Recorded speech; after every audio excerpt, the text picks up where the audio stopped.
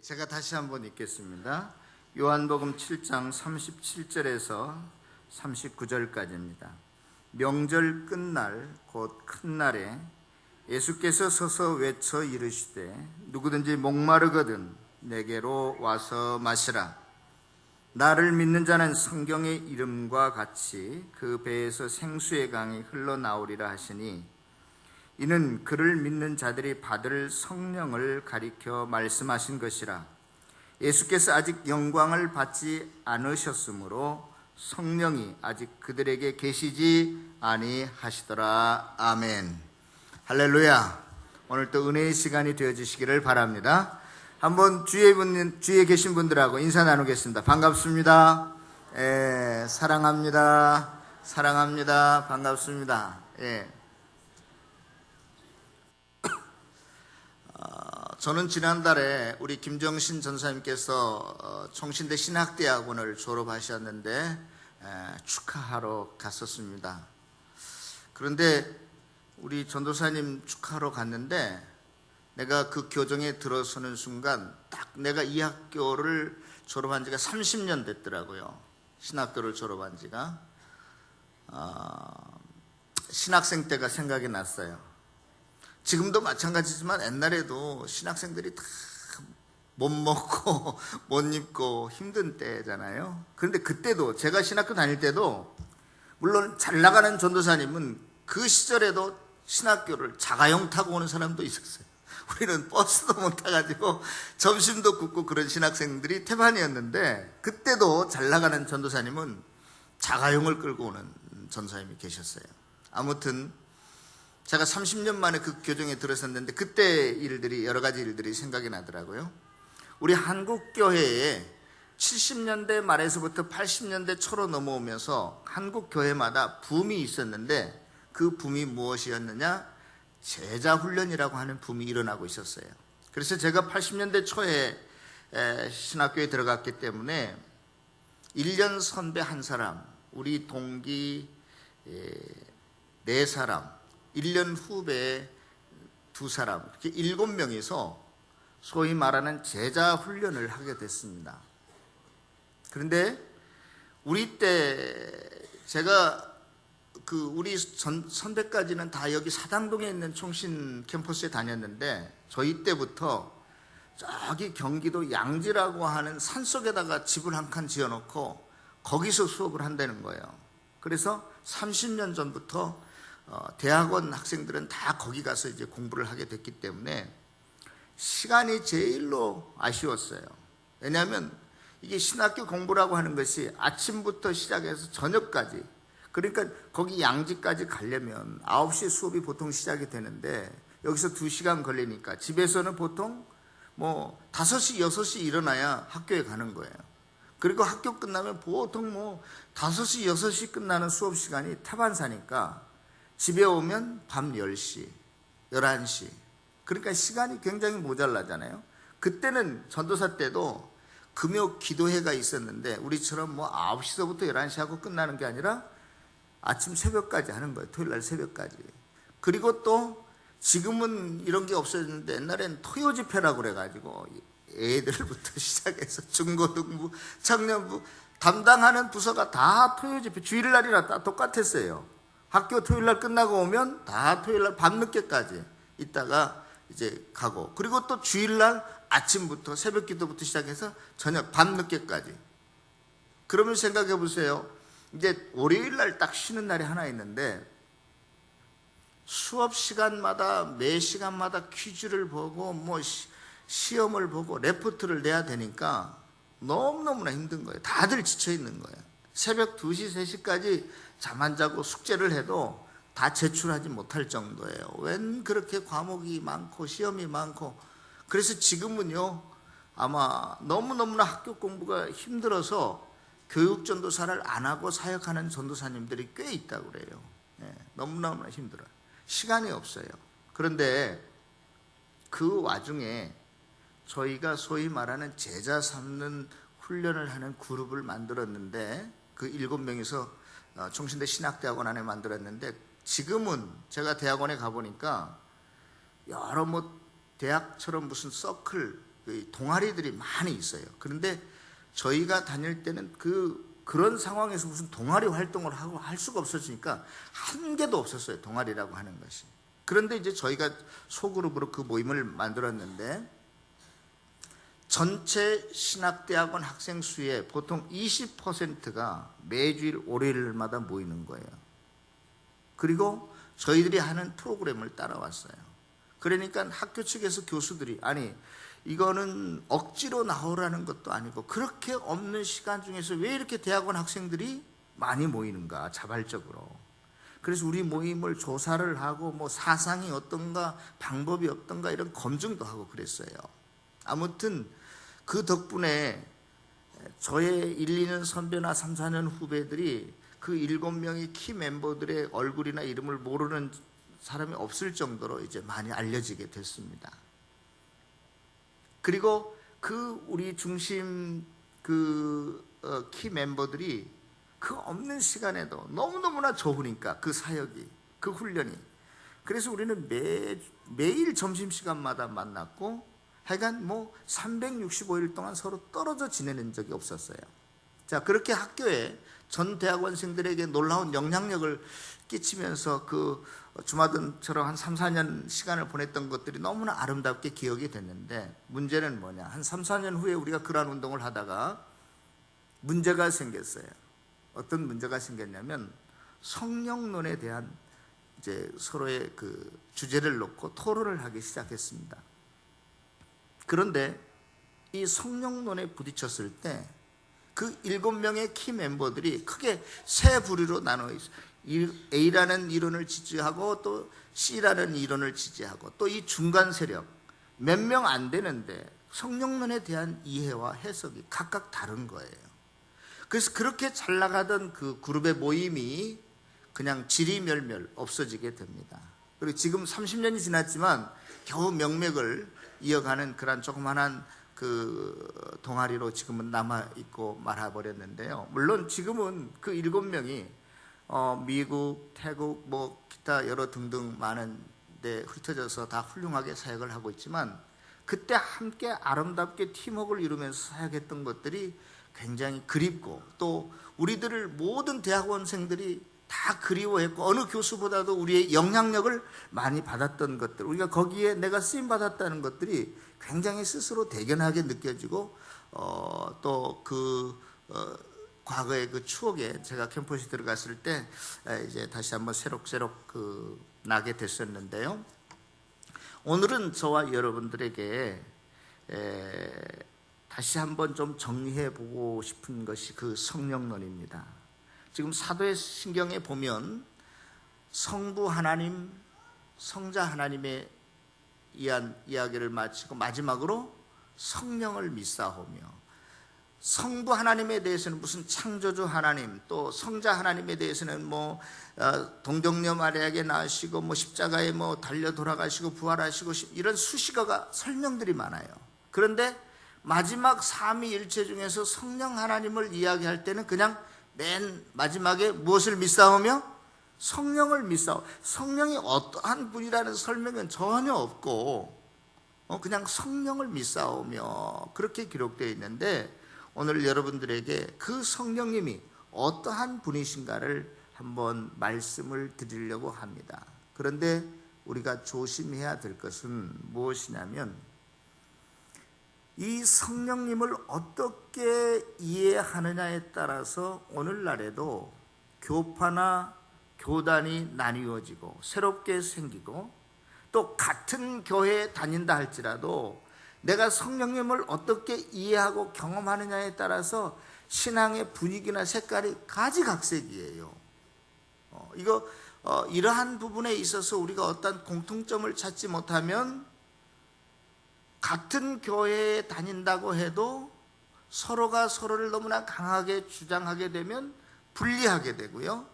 또 한편으로는 은근히 저건 아직도 이런 경험을 못했네, 무슨 이런 성령 체험 이해나 경험이 없네, 이렇게 무시하게 되는 경향이 있을 수 있습니다. 그래서 오늘 뭐 한 시간으로 다 여러분들의 이러한 궁금증이 해결될 수 없겠지만 그러나 가장 기본적이고 원리적인 말씀들을 할 테니까 여러분들이 이 안에서 서로가 서로를 이해할 수 있고 또 성령님이 어떠한 분인가를 분명히 우리가 알고 지나갔으면 좋겠다 하는 생각이 듭니다. 성령론에 대한 이야기를 할 때는 가장 중요하고 핵심이고 시발점이 되는 본문이 있는데 그게 어디냐면 사도행전 2장에 나타난 그 성령 오순절에 성령 충만함을 받는 그러한 사건입니다. 자, 그런데 이 사도행전 2장의 오순절에 성령 충만한 사건을 가지고 제가 신학교 다닐 때 토론이 붙었어요. 미국에서 리차드 개핀이라고 하는 교수님을 초청했고 한국의 총신대 그 당시 신학대학원 그 조직신학 교수였던 차영배 교수님이 계셨는데 그 두 분이 토론을 이제 전교생을 앞에 놓고 두 분이 앞에 나와서 자기 주제 발제를 하고 두 분이 이제 서로 질문을 주고받는 대토론이 열렸습니다. 그것은 한국 교회사에서도 아주 빅 이벤트로 뽑히는 그러한 좋은 그 토론회장을 저도 참석할 수 있었는데요. 그 핵심은 그것입니다.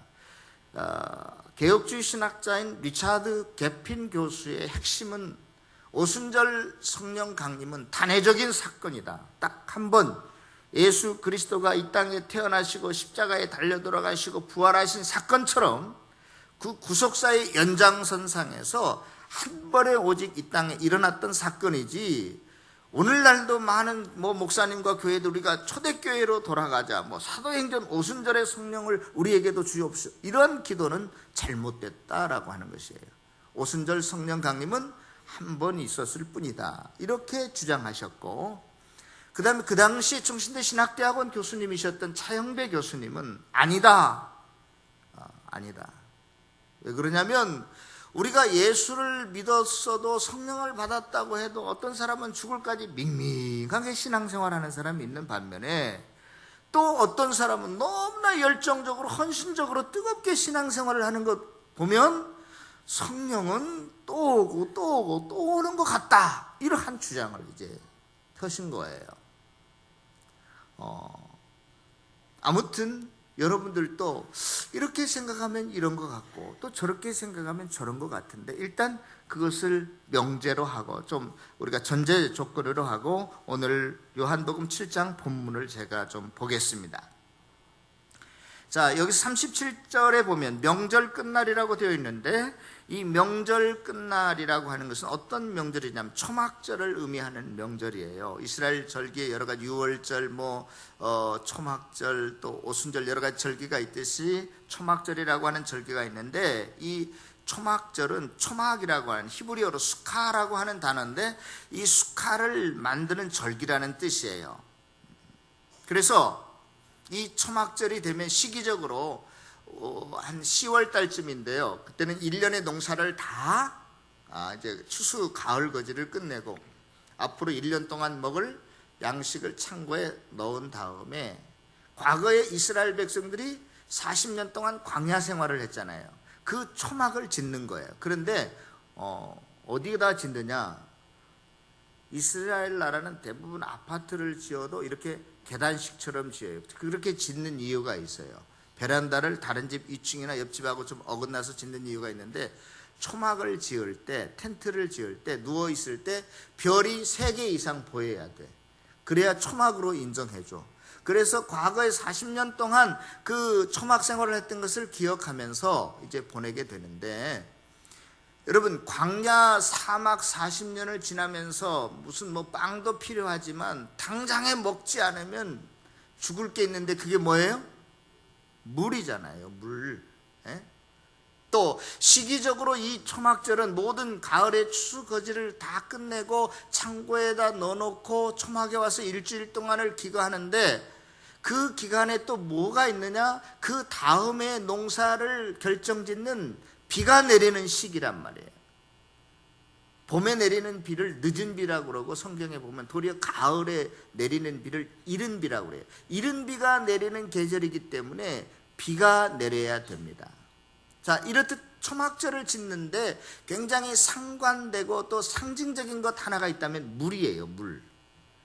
그리고 그 구약 성경에 보면 레위기서 27장에 보면 이 초막절을 지킬 때 4가지 식물을 흔들 수 있도록 하는 그 4가지 식물이 나오는데 그 중에 하나가 버드나무 식물, 버드나무 가지예요.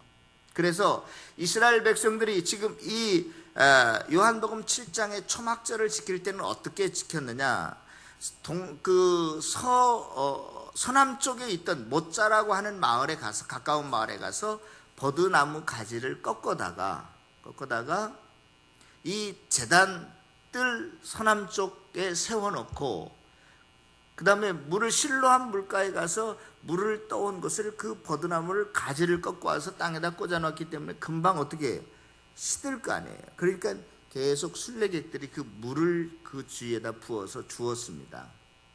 자, 그 다음에 여기에 보면 그 초막절을 지을 때 물을 붓는 것과 동시에 또 무엇을 했냐면 시편 12편에 이렇게 되어 있어요.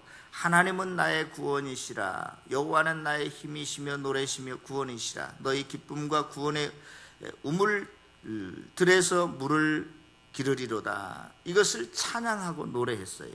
또 시편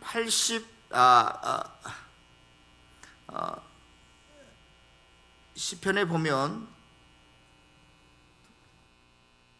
118편 25절에 보면 이렇게 기록되어 있습니다. 여호와여 구원하옵소서. 이제 구원하옵소서. 여호와여 구원하옵소서. 이제 형통케 하옵소서라고 하는 이 구절을 초막절에 낭송했어요. 그런데 여기에 2번 반복되는 구원하옵소서라고 하는 히브리 말이 호샤나예요. 호샤나. 여러분들이 잘하는, 노래할 때 잘하는 무슨 발음하고 비슷해요? 호산나. 호산나가 여기에서 나왔어요. 히브리어로 나를 구원하옵소서라고 하는 이 히브리어 문장이 호샤나예요. 호샤나.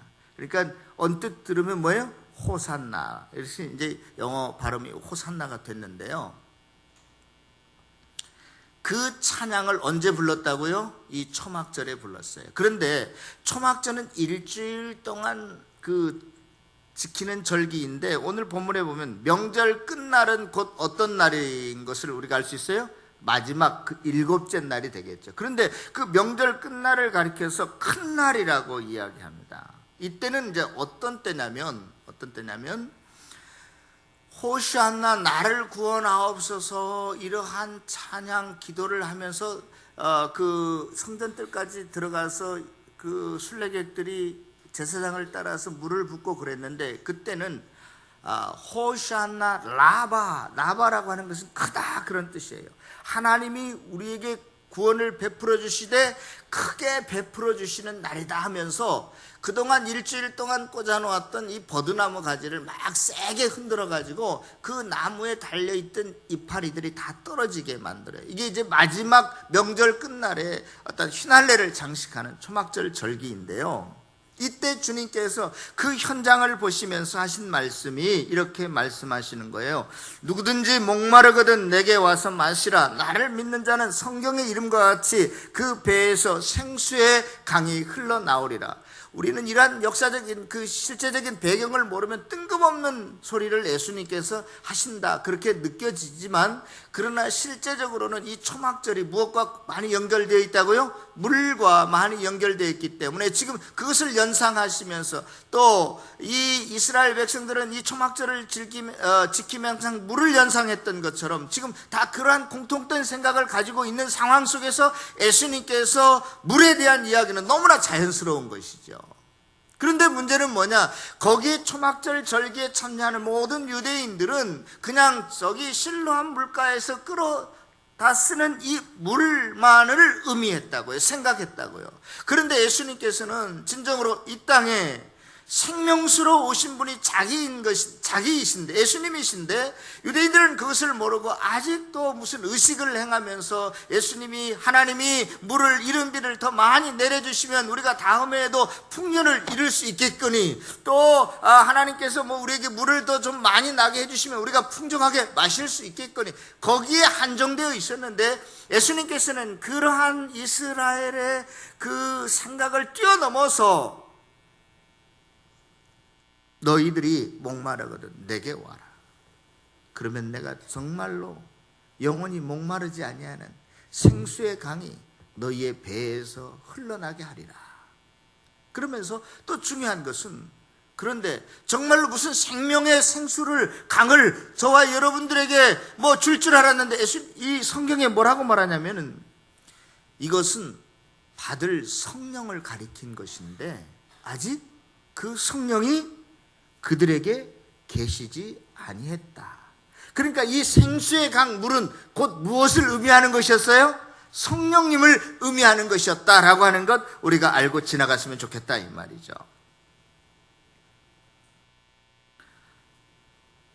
사도행전 2장으로 다시 넘어오겠습니다. 사도행전 2장에 보면 오순절에 성령 강림을 받은 제자들이, 많은 사람들이 또 오순절을 지키기 위해서 모였을 때, 특별히 그 중에서 베드로가 일어나서 그들에게 14절에서 2장 36절까지, 사도행전 2장 14절에서 36절까지 보면 그들에게 메시지를 증거합니다.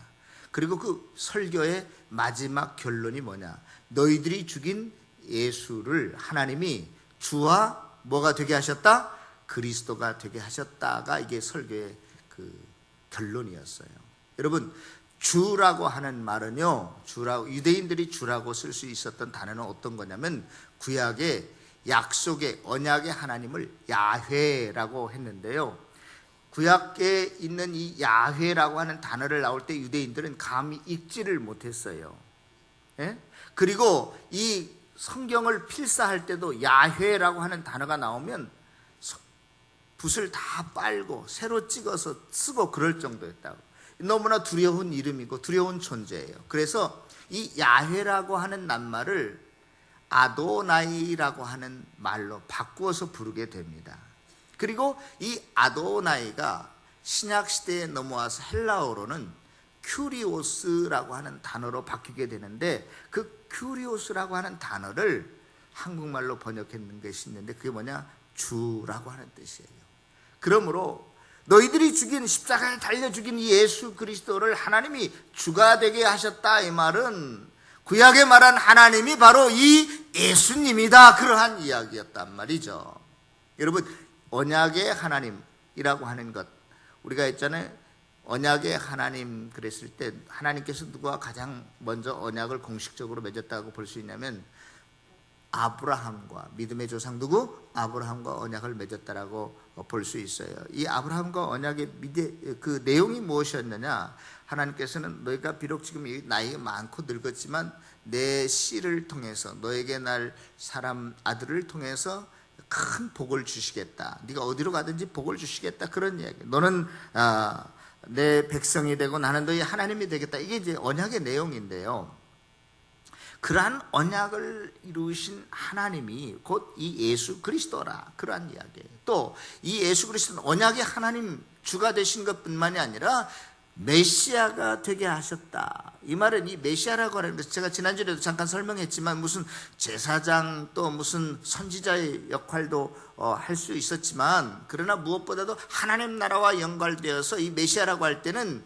온 세계 우주 만물을 통치하는 왕이시다, 그러한 의미가 강하게 거기에 들어있어요. 그러므로 너희들이 지금 죽인 이 예수 그리스도를 하나님이 구약의 야훼 하나님으로 나타나신 분이시고 또 하나님 나라의 왕이시다, 절대 왕이시다, 그러한 이야기를 지금 하고 있습니다. 자, 그런데요, 우리가 잘 알아야 되는 것은, 아까 제가 초막절을 지킬 때에 그 물은 성령을 의미하는 것인데 아직 성령이 계시지 아니했다고 했고, 또 사도행전 2장의 오순절에 이제 성령이 내려오시는데, 그러면 중요한 것, 여기 보세요. 한 가지가 있어요. 우리가 하나님은 어떤 하나님이라고 지금 믿고 있어요?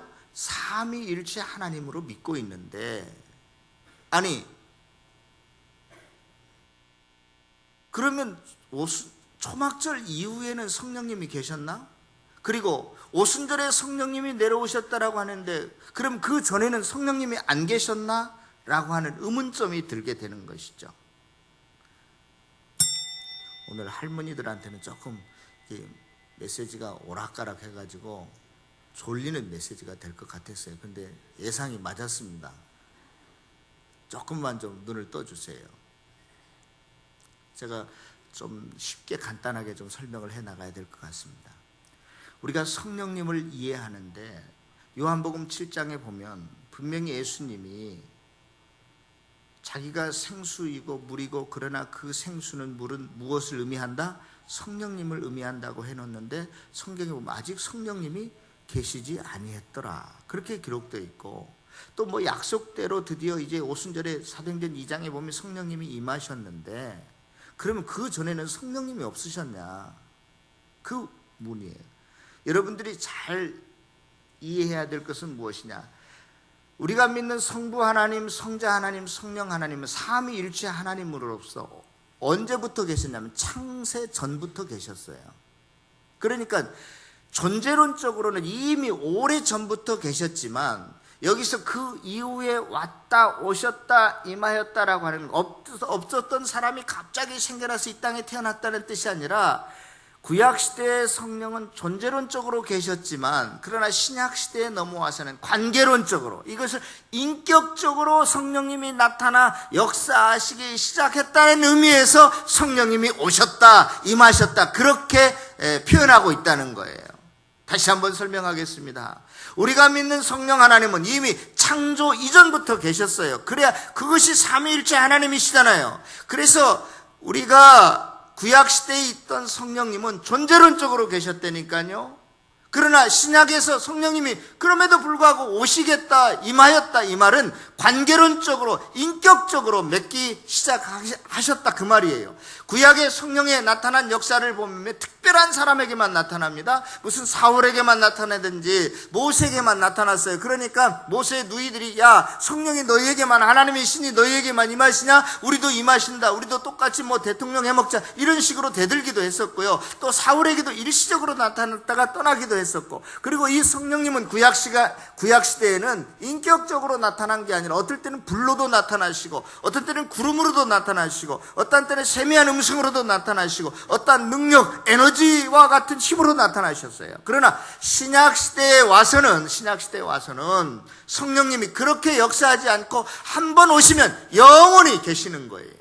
그리고 인격적으로 계시는 거예요. 그러한 의미에서 성령이 새롭게 우리에게 역사하셨다는 의미로서 오신 것이고 임하신 것이고 역사하신다. 여러분들이 그렇게 이해하셨으면 좋겠습니다.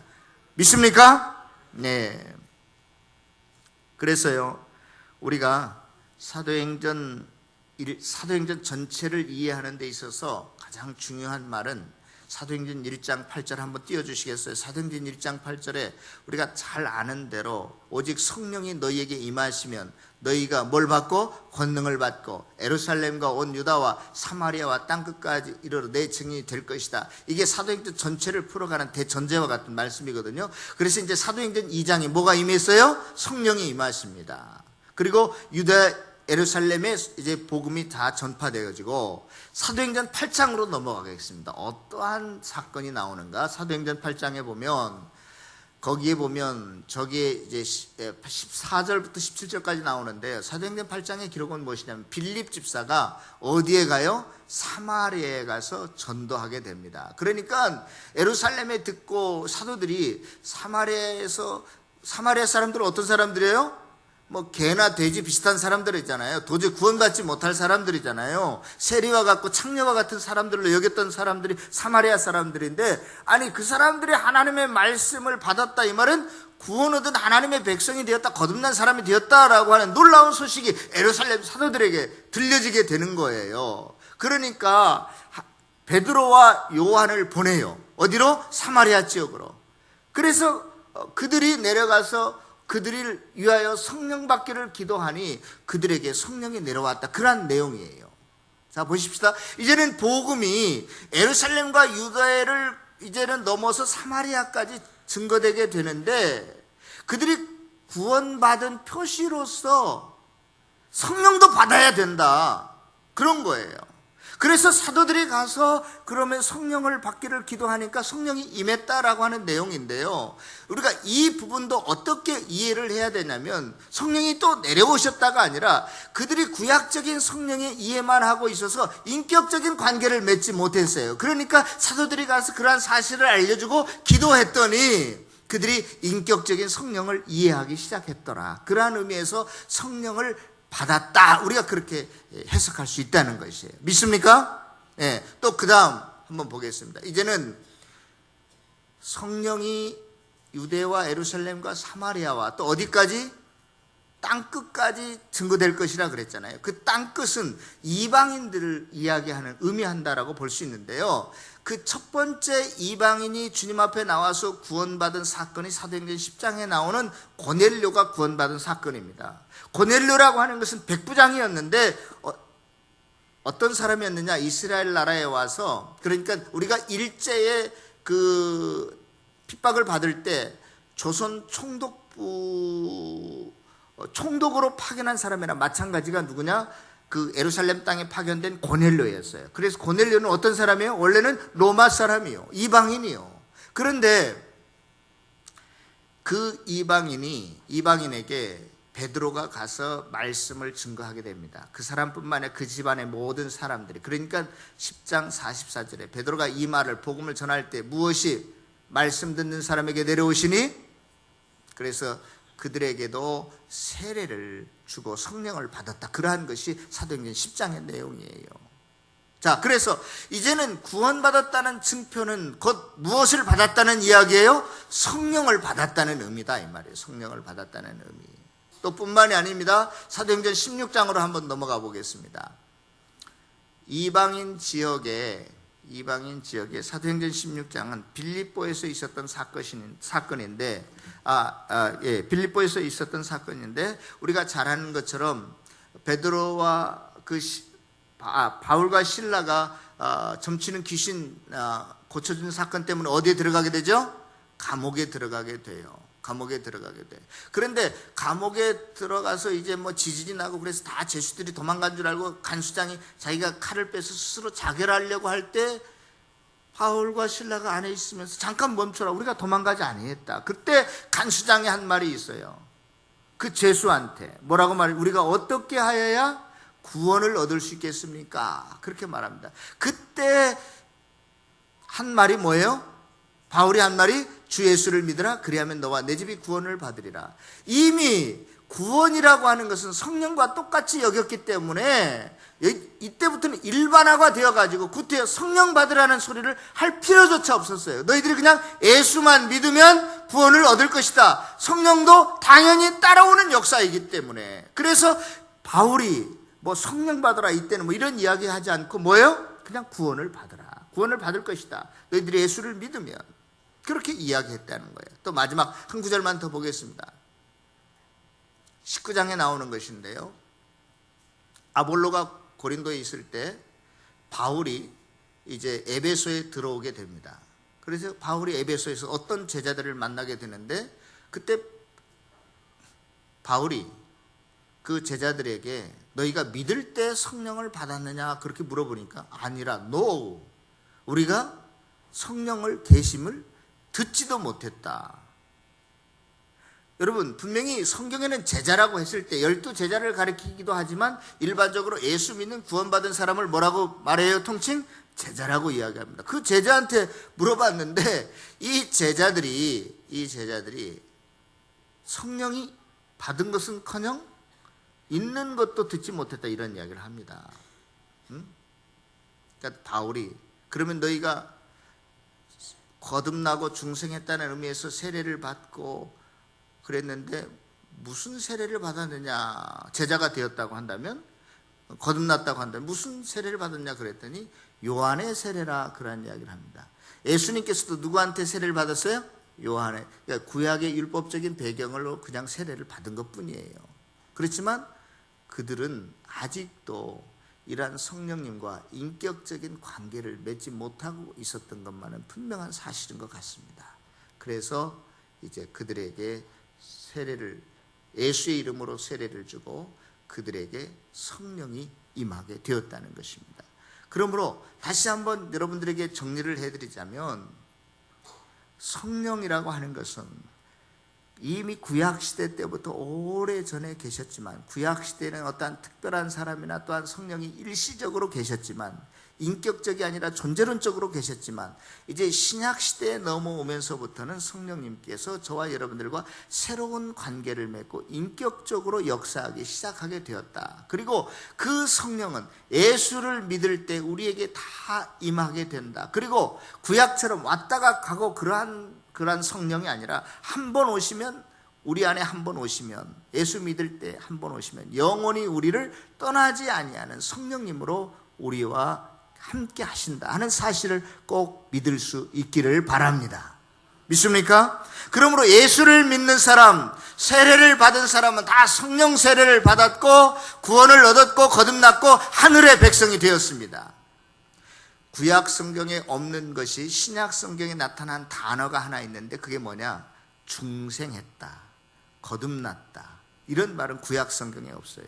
분명히 성령이 구약 시대도 있었는데도 불구하고, 물론 구약 시대에 하나님의 백성이라고 하는, 하늘의 백성이라고 하는 단어로 녹아 있지만, 그러나 분명히 신약 시대에 와서는 성령님이라고 하는 것은 우리를 거듭나게 하고 새롭게 하고 중생케 하는 분이기 때문에, 성령이 역사할 때 거듭나게 되고 중생케 되고 다시 하늘의 백성이 되어진다는 사실을 믿을 수 있기를 바랍니다. 그래서 성령님은 우리를 진리 가운데로 인도하는 진리의 영이요, 우리의 과거에 들었던 것을 깨닫게 해주시는 분이요, 기타 등등 많이 성령님에 대해서 말할 수 있지만, 무엇보다도 성령님은 우리를 거듭나게 하는, 살리는, 구원 얻게 하는 그러한 영이시라는 사실을 여러분들이 분명히 믿을 수 있기를 바랍니다. 고린도전서 15장 45절에 보면, 그래서 성령님을 가리켜서 살리는 영이다 그랬어요. 다 같이 한번 따라서, 성령님은 우리를 살리는 영이다, 거듭나게 하는 영이다, 구원 얻게 하는 영이다. 그리고 그 성령님은 한 번 오시면 절대로 우리를 떠나지 아니하는 분이에요. 떠나지 아니하는 분. 자, 그런데 아이고 목사님, 내가 분명히 예수님 믿고 그렇다면 성령님이 내 안에 들어오신 줄 나도 이제 믿겠는데, 아니 옆에 김 집사님하고 나를 비교하면 집사님은 기도도 잘하고 뜨겁고 헌신 있고, 근데 나는 맹맹한 거 보면 뭔가 좀 다른 것 같습니다. 그런 느낌 받아요, 안 받아요? 그것을 가리켜서 이제 우리가 성령 충만이다 그렇게 말할 수 있는데, 이 성령 충만은 성령이 또 임하시고 내려오시고 그런 이야기가 아니라, 내 안에 이미 성령님이 계신데 이 성령님에게 주권을 인정하지 않아요. 그래서 시장에 가서 물건 살 때도 깎고 말입니다. 깎는 게 다 나쁜 건 아니지만, 하여튼간에 깎고 그냥 인색하게 살고 내 멋대로 살아. 성령님이 내 주인이 아니라 내 멋대로 살다 보니까 육적인 삶을, 예수 안 믿는 사람이나 비슷한 삶을 살게 된단 말이에요. 그러나 성령님이 내 모든 삶을 주관하도록 맡기면, 내가 좀 아파도 그래 하나님의 뜻인 줄 알고 감사하겠습니다. 하나님, 내가 먹을 것이 없어도 하늘에 하나님 나라가 있기 때문에 내가 감사합니다. 기쁨 중에 살고, 그래서 성령님에게 모든 것을 이양하고 맡길 때 성령 충만함이 나타나게 되는 것입니다. 때로는요, 그것이 우리에게 병이 낫기도 하고요, 우리가 방언을 할 수도 있기도 하고요, 여러 가지 능력 있는 현상으로 나타나는 거예요.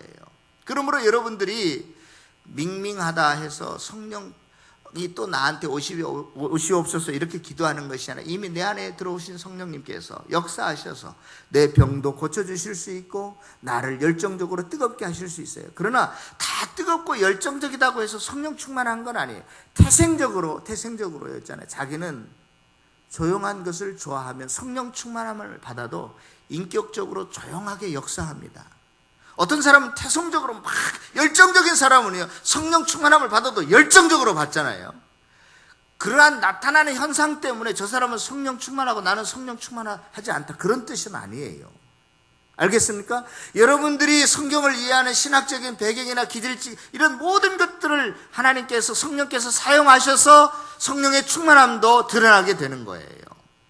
그냥 성령 충만함을 일방적으로 뭐 열정적이고 병이 나아야만 꼭 성령 충만하고 또 무슨 방언을 해야만 성령 충만하고 그런 게 절대 아니에요. 방언 못해도 얼마든지 성령 충만할 수 있고 내 병이 나아지 않아도 얼마든지 성령 충만한 삶을 살아갈 수 있다 이 말이에요. 믿습니까? 여러분들이 성령 충만함을 획일적으로 일방적으로 그렇게 생각하지 마십시오. 그리고 성령 충만함을 너무나 현상학적으로 뭔가 뜨거움이 일어나야 되고 안전뱅이가 일어나야 되고 뭐 애언이 터져야 되고 뭐 방언을 해야 되고 기적이 나타나야 되고 초자연 현상이 일어나야만 성령 충만한 게 아니에요. 그럴 수도 있지만 그렇지 않을 수도 있다 이 말이에요. 중요한 것은 우리가 너무나 성령 충만함을 그러한 획일적으로 초자연적인 기적으로만 이해하게 되면 우리가 신비주의에 빠질 수 있어요. 은사주의에 빠질 수 있어요. 성령은 분명히 은사를 주시는데 은사가 우리에게 오면 놀라운 일들을 능력 있게 행할 수 있죠. 또 기독교 자체는 신비적인 거예요. 어떻게 동정녀가 애를 낳습니까?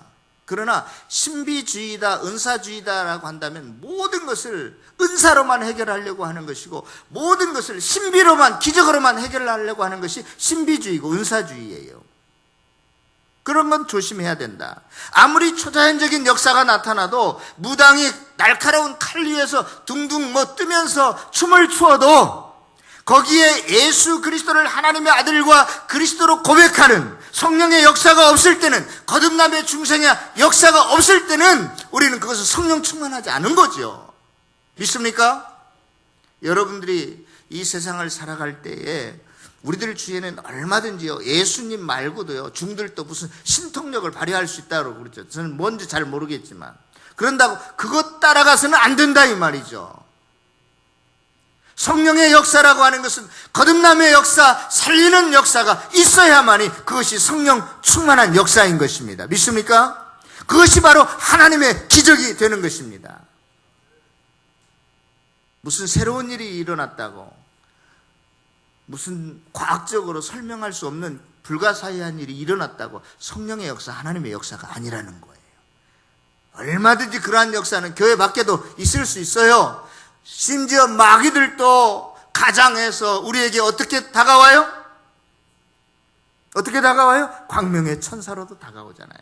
욥기에 보면은요, 물론 하나님이 허락하시지만 사탄도요, 욥의 아들들을 다 죽게 만들어 버리잖아요. 모든 재물도 다 없어지게 사탄도 하잖아요. 그러한 능력이 나타났다고 거기를 우리가 따라가고 그것을 하나님의 역사라고 말해서는 안 된다는 거예요. 그러므로 저와 여러분들이 성령을 받았다면 꼭 성령을 또한 증거하는 사람이 되어야 할 것입니다. 성령은 우리에게 거듭나게 하고 살리는 영뿐만이 아니라 우리의 심령 속에 항상 남아있어서 주님께서 우리를 평생을 이끌어 가시는데 그 성화의 과정도 누가 하시는 거예요? 성령님이 하시는 거예요. 내 안에 이미 들어오신 성령님이. 나를 천국까지 이끄시는 분도 누구예요? 내 안에 들어오신 성령님이 이끄시는 거예요. 그러므로 저와 여러분들이 이 세상을 살아갈 때 단순한 영혼 구원만이 아니라 이 세상의 성도의 생활까지도 도우시고 인도하시는, 그래서 우리가 이 세상에 빛이 되게 하시고 또한 소금이 되도록 하시는 분이 성령님이시라는 사실을 믿을 수 있기를 바랍니다. 그 성령님은 저와 여러분들 개인뿐만이 아니라 우리의 공동체와 우주까지도 함께 역사하시는 분이심을 믿을 수 있기를 바랍니다. 저와 여러분들의 삶 속에 정치나 경제, 사회 모든 분야 속에서도 성령님이 저와 여러분들을 도와주셔서 그 속에서 성령의 사람답게 살아갈 수 있도록 도우시는 분이 누구예요? 성령님이세요. 그러므로 우리가 평생 그리스도와 함께 산다는 것은 그리스도의 영과 더불어 산다는 의미이기도 합니다. 이제 저와 여러분들에게 남은 숙제가 있다면 그 성령님과 동행하시면서 우리가 더 성령 충만함 받기를 기도하고 갈망하고 또 긴밀한 하나님과 성령 하나님과의 깊은 교제가 있고 일상에서 항상 하나님의 영을 느낄 수 있도록 그렇게 살아가는 것입니다. 저와 여러분들이 꼭 이 성령님에 대한 바른 이해와 또 성령님과 동행함과 또 성령님으로 인해서 하나님 앞에 영광을 돌리며 살아가는 저와 여러분들이 다 되어지시기를 주님의 이름으로 축원합니다. 기도하겠습니다.